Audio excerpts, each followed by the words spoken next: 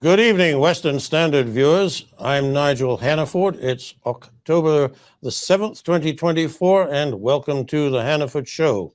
We are honored to have with us today the ambassador from Israel, the ambassador to Canada from Israel, His Excellency Iddo Moed. And we're going to talk about the sad anniversary that this date represents. For it was indeed 1 year ago today that the Hamas terrorist organization that controls the Gaza Strip swarmed Israel's southern border and with indescribable brutality began to kidnap, rape, murder, burn, blow up, incinerate, and otherwise slaughter approximately 1,200 innocent and mostly unarmed Israeli citizens in cold blood. It was a genocide. Most were unarmed. All were taken by surprise in their homes or in their businesses, and in the case of quite a large number, young people attending a rave in the desert, oddly enough, dedicated to peace. I say it again, this was a genocide performed in the name of Palestine. It had been planned with great precision. And after Hamas breached the border fence, it was followed by masses of people from Gaza who cooperated with the trained forces of the Hamas terrorist entity. Your Excellency, welcome to the show. Thank you for having me, Nigel. May I ask you this, sir? The horrifying experience that suffered by the Jewish people during the Second World War, commonly known as the Holocaust, is well known in Canada. People have been prosecuted for denying the Holocaust. Yet the shock and horror of what happened on Israel's southern border on October the 7th lasted about a week. And after that week, the Palestinian demands for sympathy and support took over. And as Israel retaliated, it was marked as the aggressor. And here in Canada, hostile mobs harassed Jewish Canadians in their businesses, in universities. They even swarmed neighborhoods where Jewish people tended to congregate. This surprised me. Does it surprise you, sir? It surprised all of us, I think, because although we have seen a rise in the level of anti-Semitism up until that date, I think that what erupted was a level of hatred and aggression and intimidation that was unprecedented. I don't think that, although I'm new to Canada, I just arrived when all this erupted, I've never heard of hate marches on the streets calling for the annihilation of the state of Israel, calling for Jews to go back to Europe, calls that are in their very essence and nature very contradicting to what I've come to learn about tolerance and acceptance and collaboration and respect for each other. So yes, in that respect, it was something completely new to me. I saw, and I still see, the Jewish community hurting very much from this, not understanding why some people actually lost friends over this, why students actually wait not to go to Canadian universities, but elsewhere. They're very welcome in Israel, but I think that as societies, both Israel and Canada are free and open societies and tolerant, this phenomenon of hatred, pure hatred that we've seen going on this past year is unacceptable. It's intolerable. And I must say, I'm not very happy with the way that I see that the authorities are dealing with it. I know that there is a question about the freedom of speech, academic freedom. Much of those issues are very, very important, but none of us accept anything like freedom of hate. And this is what we are seeing these days, and this is really a phenomenon that needs to be addressed head on. So It seemed that this came about very quickly and on a large scale. Do you think that there was an organization in place to echo what had happened on October the 7th in the United States, in Great Britain, and in Canada? It seemed to come from nowhere, and suddenly it was all around us, with kids camped out in tents on their campuses and proclaiming, sort of free Palestine and so forth. Was this planned? I would make a distinction here between an accusation that there were some no. I don't think that that was the case, but I do think that for a very long time there have been these sort of dormant elements waiting for something like this to erupt, and once it happened, immediately they took over. And the best evidence for that is to look at the Facebook page of an organization called Samidun, which is a so-called organization that is set up for the welfare of the Palestinian prisoners. It's an organization affiliated with the Canadian recognized terrorist organization, Palestinian Front for Liberation of Palestine. On that very same day, on October the 7th, Saturday morning, they already went to the bridges in Vancouver, hung up huge boards claiming this is the way to resistance, this is the way to freedom and liberation. And so when you see happening on campuses and you see how well organized that is, you understand that there is an infrastructure here that needed very, very little to be triggered and to set off the level of hatred that we see right now. Well, it obviously there was something, because it happened, and that demonstrates the point right there. So the reaction of the Canadian government, I want to read to you, really for the benefit of viewers more than yourselves, but at any rate, a couple of comments that have been made, or to which the Canadian government has applied its signature. One of them, of course, is the joint statement that came out in June from the leaders of several countries, United States, Argentina, Austria. We don't need to go through them all.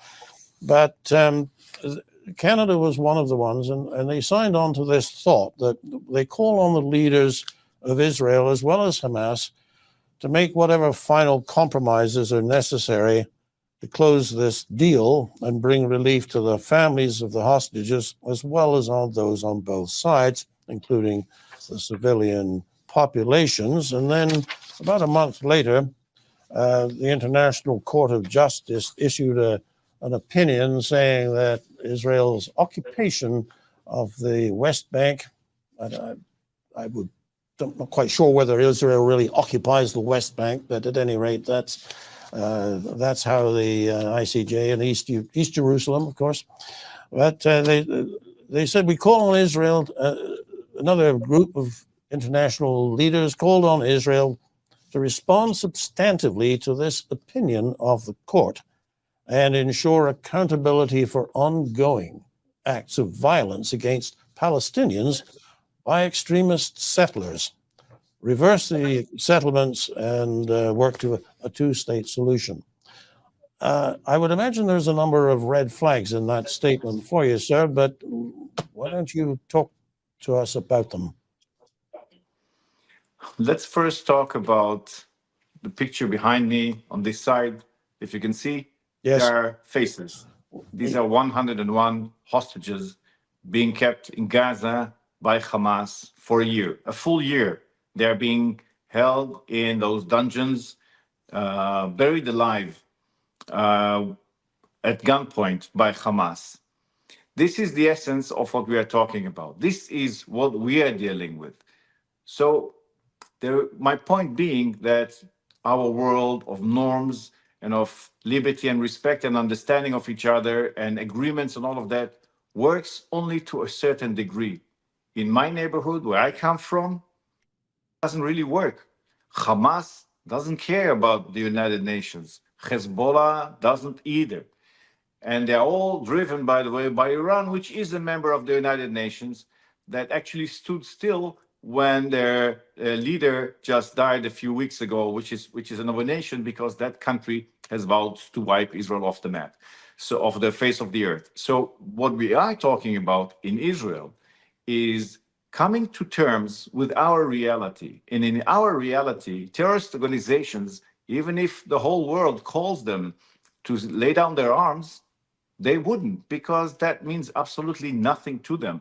They are actually established as a contravention to the law. They don't. It doesn't exist in their reality, in their realm. So we here in the West have to understand that we have to use sometimes other means to attain our liberty, to safeguard our security, and this is what Israel is doing.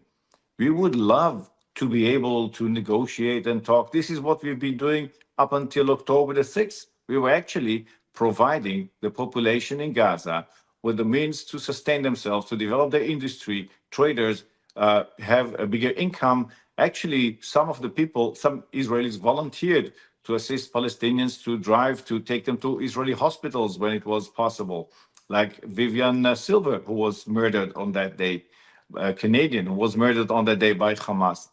We are speaking in two different universes and trying to reconcile our reality with global politics and all the well-meant words of a ceasefire and coming to terms, trying to reconcile that with the barbaric terrorists that are out there that have only a specific goal, killing all Jews and eliminating the state of Israel. That there are two parallel lines that don't really reconcile. So asking Israel to do something in accordance with our normal diplomatic ways is nice, is good. Yes, we are a democracy. Of course, it's very important for us to listen to our friends around the world, including Canada, of course, which is a great friend of Israel. But when it comes to dealing with terrorists, it just doesn't work. So in Lebanon, we have Hezbollah. It's a state that doesn't really have a competent government, and the Lebanese army is not able to implement United Nations Security Council resolutions. And because of that, Israel is obliged to cross the border and to make sure that there is no more threat to Israelis living beyond that border, within Israel. As you may know, hundreds and hundreds of homes already have been destroyed, tens of Israelis being killed, including 12 Majda Shams. And I didn't hear at that time the whole world coming together and saying, let's immediately have a ceasefire. It only starts when Israel is actually going to the next level. Instead of containing this barrage of rockets into Israel. Up until that time, about 8,000 rockets were shot from Lebanon into Israel, not just at the border area, but far into Haifa and as far as Tel Aviv. When Israel acts, all of a sudden the world says, oh, wait a minute, let's try and find a diplomatic solution here. It doesn't work like that, not in our reality. If we stop, the other side, of course, uses that to rearm and to continue their attacks. So it really is not that helpful when foreign governments, and we'll just talk about Canada, but when our own Canadian government says, well, we need a ceasefire and we need a two-state solution. There is no. Is there a two-state solution, sir?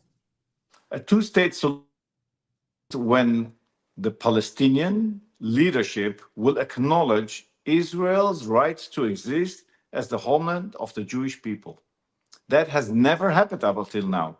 Even when we signed the Oslo agreements, everybody said, well, wait for that recognition that will come. Start with small steps and eventually they'll see the benefit of it. But it has never happened. Actually, the only reason why there has never been elections among the Palestinians is because Palestinian Authority, which is led by Fatah, knows that Hamas will take over and they don't want to lose power. But even those two parties within the Palestinian society, Fatah and Hamas, are not able to come to terms about their own future. So there is no viable partner on the other side. And so for us at this moment, there is no way that we can move forward in discussing a two-way solution until we know somebody of authority and capability is ready to do that and to negotiate the Palestinian cause with us so that we'll have a solution. We've actually had many arrangements in place so that Palestinians can live their lives. We know that Palestinians want to have their own state. We understand that. But with the government that they have at the moment, with the overall majority that actually supports Hamas's line from the river to the sea, We don't see that in the near future happening. This is one of the reasons why 99 members of Knesset out of 120 supported a resolution saying, let's not have a two-state solution at this moment. But the overall majority of Israelis do believe in coexistence. And let me just give you one example of what do we mean when we talk about coexistence. Within Israel, you have about 20% of the population is not Jewish. There are Supreme Court surgeons, there are pharmacists, there are lawyers, there are bus drivers, they are everywhere. They are part and parcel of Israel's society, and they are not happy.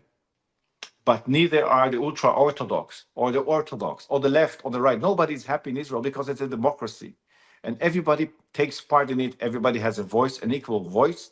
And this is how our country is managed. And so when we are talking about coexistence, the same that we have, like we have peace agreements with Jordan, with Egypt, with the Gulf countries, we aspire to have similar agreement with the Palestinians. But at the moment, as we see the situation, they are not ready for it. I see.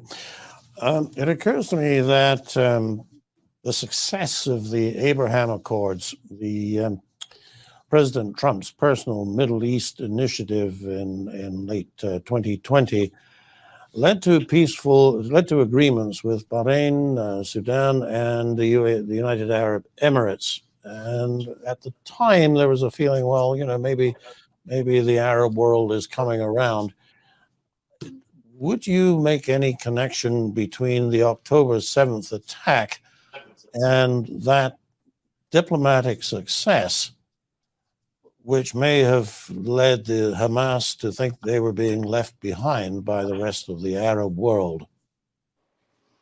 Perhaps, but I would argue that the mechanism that Hezbollah, that Iran put in place with its proxies, Hezbollah, Hamas, Houthis, Iraqi militias, Syria and Lebanon, and even our terrorist organizations that are supported on the West Bank, they've been waiting for a pretext, for a moment to attack. And they wanted actually to do that perhaps even a bit later, when Iran would be their arsenal, and that would have been much more dangerous. But the idea was Israel will not be there anymore. It needs to be wiped off the map. The fact that there was rapprochement between Israel and Saudi Arabia, that has been going on for quite a while. Perhaps the timing now, the trigger may have been indeed some diplomatic steps to get the sides closer and to sign some kind of a peace agreement. I suspect that is the trigger for now. But we have to remember that the whole idea of the Shia revolution is not just to wipe Israel off the map. Let's just think about the 180 ballistic missiles they shot into Israel just a few days ago. Those missiles have a far further reach than Israel. And we have to remember, they reach well inside Europe, and they continue to develop it, and they work together with North Korea. There is an axis of evil Iran is part of, and they are partnering with those who will support their interest. And their interest is to spread the Shia revolution around the world, and they will not stop, just like they are active here in social media, in supporting encampment in McGill or in the United States universities. We have enough evidence for that. So the threat that emanates from Iran is not just for Israel, it's not just regional, it's global. And we have to remember that. You have just placed this conflict in a very much larger context. I'm not sure that people are familiar with the idea that Iran wants to export its religion around the world. Just to be sure, is that what you're saying?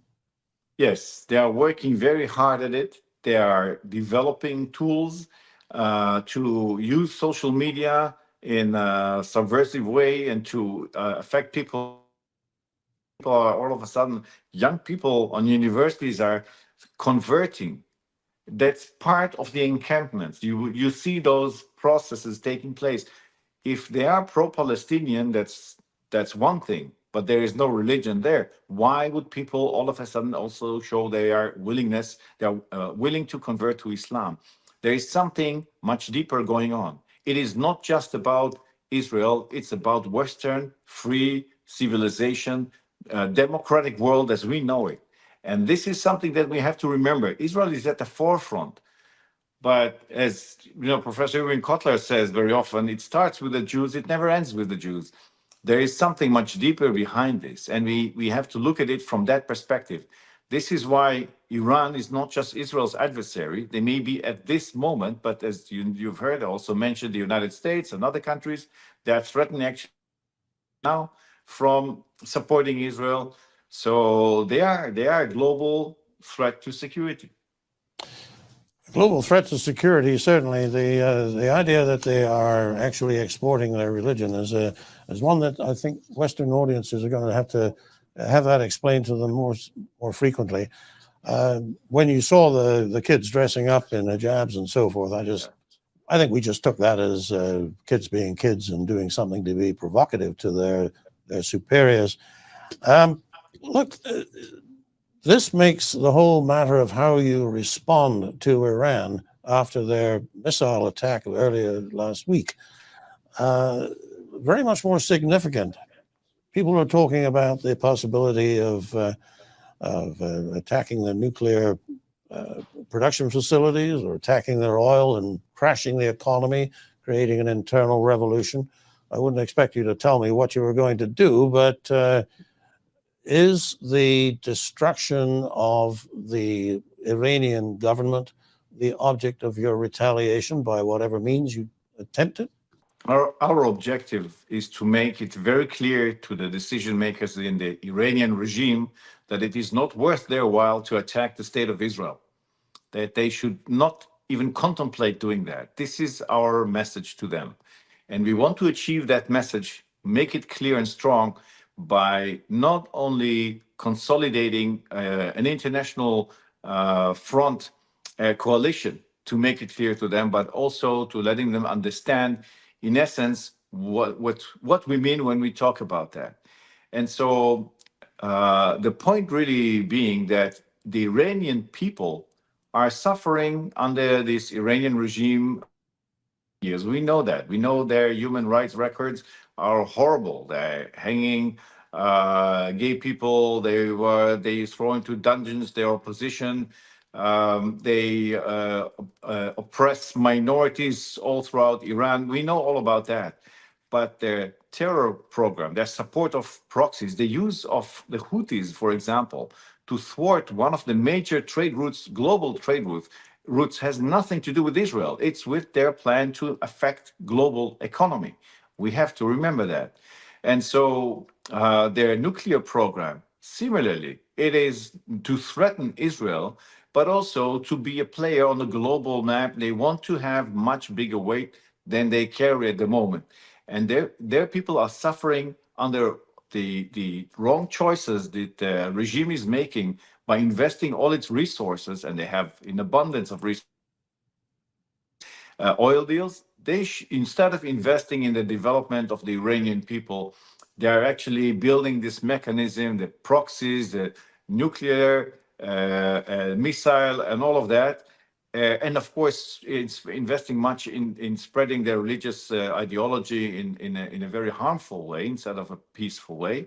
And so this, again, what we would hope is that from inside Iran, there would come some kind of a change. But Iran is not a democracy. And so we see, and we've seen the people trying to rise up against their governments in many ways, women, students, everyone.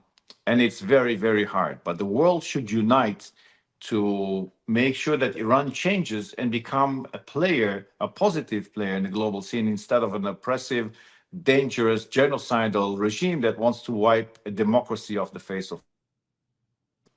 We're almost out of time, sir, but the last question is really probably the most important one. What would a Middle East look like that was safe for Israel? Do you have to reoccupy Gaza? Do you need to reoccupy southern Lebanon? What does it look like? Let's imagine that there would be no Hezbollah in Lebanon. There is no dispute between Israel and Lebanon. Actually, a few years ago, we brought in the United Nations to make sure that the borderline is exactly goes exactly according to the maps that they are accepted by the United Nations and the international community. That's called the blue line. So we are there. We have no dispute with Lebanon. Hezbollah not being there would have made our relations completely different. There are huge in Lebanon, partly because Syria and Iran are abusing that country as a proxy for them against Israel. But otherwise, the Middle East could change because the people in the Middle East want peace. The same applies for Jordanians, Egyptians, Gulf population, Saudi Arabia, Morocco, North Africa. We've had peaceful relations with some of these countries for many years. To tell you that there was always brotherhood and love, no, but there is the respect that we have for each other's sovereignty, for each other's existence, for each other's development. And we've been working very closely with many of those governments, sometimes also under the radar, to help alleviate some of the issues that do not really pertain directly to security. But of course, that very much because we're in a region where extremists are very dangerous. So what do you do about Gaza? So let's talk about Gaza. Just as an example, as you mentioned, I think at the outset, Israel left in 2005 with the hope that in Gaza would emerge a community that is self-supported, self-governing, autonomous, and as an example also for the West Bank, so that we can see some of the fruits of peace, as we call it. And instead of that, Hamas took over. While Hamas was taking over, Israel was still continuing to convene donor conferences and contribute as much as it can under the agreements with the Palestinian Authority, so that this part of Gaza would be able to develop, prosper, create its own independent resources. It never materialized, but I do believe now that when we attain our goals, Hamas is leaving. I know Hamas ideology may persist, but let's say that it can be marginalized. If people see other ways, if Gaza is demilitarized and de-radicalized, these are actually the ground changes, conditions that need to change there in order for people there to have a better life. I do hope that with with our war against Iran and the axis of evil in our region, people will see that we can overcome this evil together. It's not much published, but we are fighting much of this together with our Arab allies and neighbors. And if we believe and we continue to work together, we will make a difference for people, and we'll hopefully very soon be able to establish a new order in the Middle East that is able to push away the barbaric acts and intentions that some people have, and instead of that create development, create prosperity for everyone, and find a way to live together the same way we live in Israel. Live and let live. We will never all be very happy, but we'll be living together in a satisfactory way, in a peaceful manner. And I do believe that that's possible, but we have to persist. We have to make sure that we win against the evil forces that have risen to destroy us. And once they are gone, we have a new reality that we can shape in a way that's beneficial for all of us. Thank you, Your Excellency, for this commentary on what's going on. I'm sure that I'm not alone when I say that the vision that you have described in the last 20 seconds is one that would be widely shared in this country, notwithstanding some of the things that we were talking about earlier, which frankly disappoint us all. Ambassador Moed, thank you very much. Appreciate your time. Thank you for having me, Nigel. Thank you. For the Western Standard, I'm Nigel Hannaford.